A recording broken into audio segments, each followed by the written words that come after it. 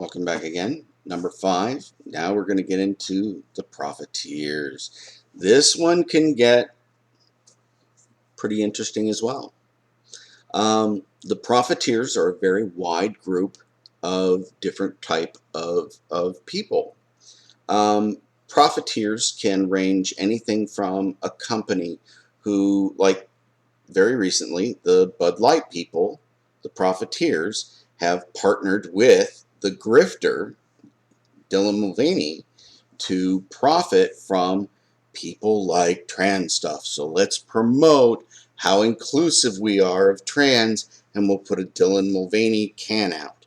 Okay, or Eminem was doing something, or not Eminem, but M&M Candies was doing their little thing with the colors, and oh, we're gonna do trans, so come love us, please buy our products.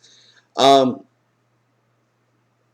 I From a business standpoint, part of me goes, it's a very desperate act for a company to jump on a politically popular side. Okay, whether you're going for the Republican politically popular, or if you're going for Democrat politically popular, it's like a last ditch effort type thing to me to save your company from just squalor and crap, because what you're doing is you're trying to appease half the population, and in appeasing one side of the population, you're going to piss the other one off. Okay, and your chance of appeasing this side is not 100% either. You're not going to get every single person who, believes this way to jump on board. If somebody put out a product and went anti whatever, who was the ones who did the other? It was it was like the Baselli. It's an Italian noodle making company. They sell blue boxes of noodles. They came out and said, we're not going to do the whole gay thing or something and another. And it was like, you're sticking your foot in a quagmire, dude. You're going to piss off at least half the country. And so when these companies do it, it's a very desperate act to do this. And they're profiteering from this whole thing as just a sensation. They're profiteering from all the kids who've been told this is popular. They're trying to jump in and get in early, to make money for their company. The profiteers on this also go to people who do not pretend to be that, but actively go to support it. These are the ones that a lot of people will sit there and say are, what is it, the virtue signalers. Okay, the virtue signalers who try to make it into a profitable type situation, and make money off the situation of being, I'm here for you, I'm here for you. That's one part of it. The scary part of the profiteers is there are a bunch of people who have come out as regretting falling prey to the popular thing and falling prey. A lot of kids who have come out and said, look, they took advantage of my naivety, they took advantage of my confusion and needing answers, and just guided me into this illness. Instead of saying, okay, let's have a rational talk. You should accept yourself for who you are, even if you feel you should be the other. You should at least like yourself. There are good things about being a man. There's a good thing about being a woman. Those are good. Either one has positives. You can have a positive life.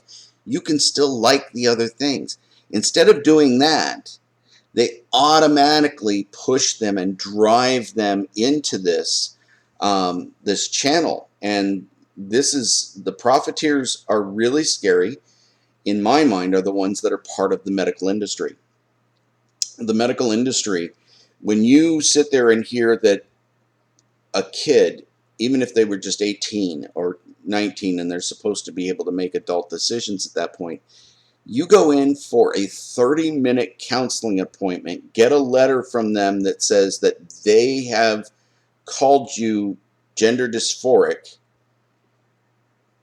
and you can go get your body chopped up. You get the approval for body mutilation, which then goes to a doctor who is willing to do the surgery for people who are like this, okay, and are looking at this and saying, look, I'm providing a pain relief solution for people who are stuck. And it's like, but you're not. You're being fed by all of these fakers who are feeding you into this machine. Now, another thing that a lot of people don't understand, it comes down, it's kind of like coming down to informed consent. It's not just about saying, okay, I'm going to come into a doctor's office and convince them that I have this because it's trendy, and then I can tell everybody I have this. Then I can go to these people and sure, I'll just have them chop off the boobs because I can always put fake implants in later, and that's what they think. It's an informed consent.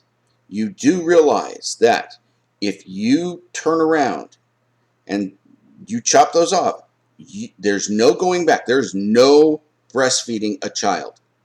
You are cutting that part of your physical abilities out. You are chopping off your legs. You are never going to run again. You're chopping legs off. If that's the cure for this weird new thing, we're going to do that. But you need to understand, you're never going to run. You're not going to walk. You're going to have to be in a wheelchair. You're going to have help to get to the bathroom. You're going to have all this stuff. You're going to need wheelchairs. You're going to need all these drugs and equipment that profits the medical industry.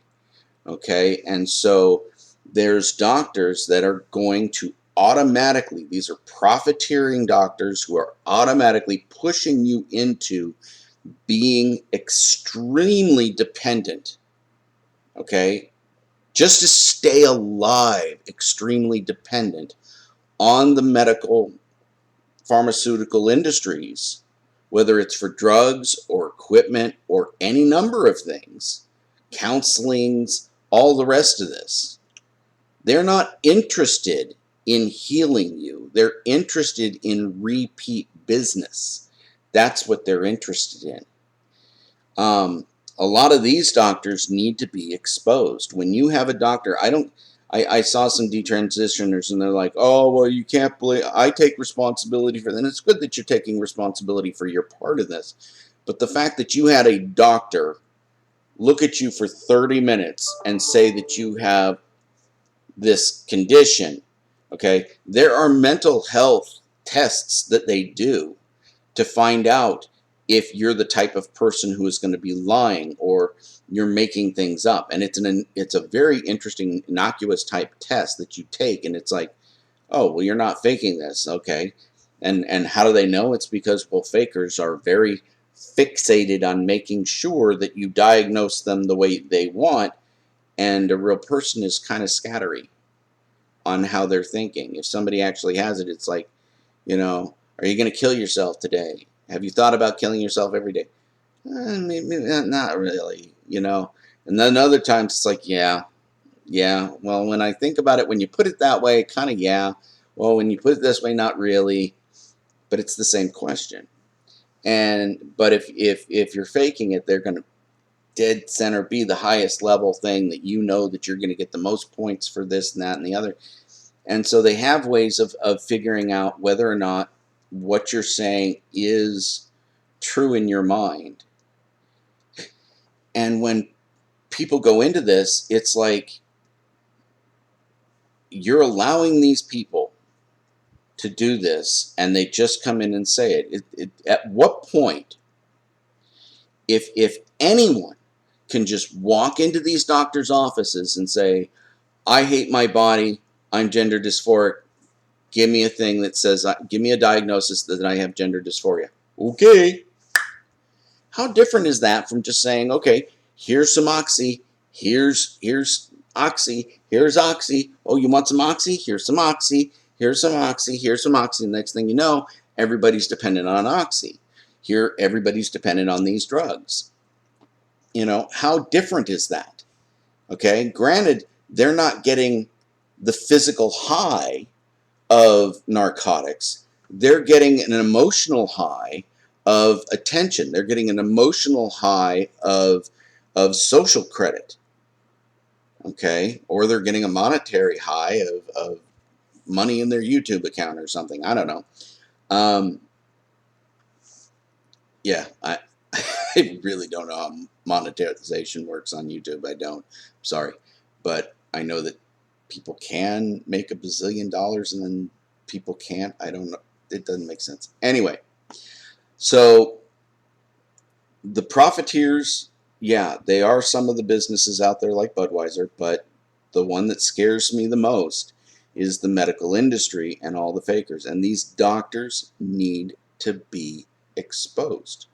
When you have doctors that are promoting a mental illness, you could be this. Let's get you in here and get you diagnosed and get you into the. They are promoting a mental illness. They are promoting. It's no different than a car mechanic shop that's dumping sawdust into your engine, okay, or breaking things in order to get you to pay to fix them. It's the same thing. And these doctors need to be exposed. They need to lose their licenses at a minimum, and they need to go to jail for deliberately defrauding individuals into harming themselves. This is criminal behavior by these doctors, and this needs to be addressed like that. All right, let's try another one next. See you next time.